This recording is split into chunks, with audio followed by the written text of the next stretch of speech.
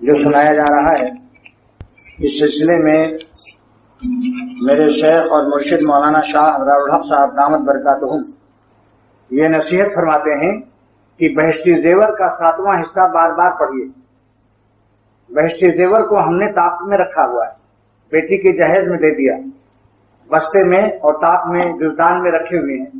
پڑھنے کی فکر بہت کم ہے، لیکن اتنی ضروری کتاب ہے کہ اگر اس کو انسان شروع سے آخر تک پڑھ لے اور بار بار پڑھ لے تو اچھا خاصا مفتی اور مولوی ہو جاتا ہے۔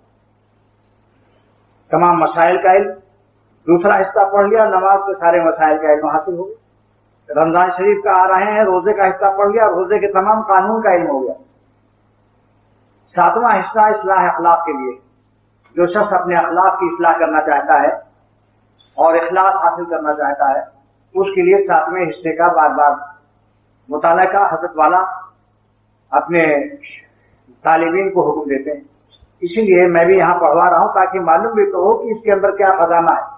ہم نے تو اسے اردو کی کتاب سمجھ کر، ایک معمولی سی کتاب سمجھ کر چھوڑ رکھا ہے بس، لیکن دوست تو دیکھ رہے ہیں آپ کیا کیا چیز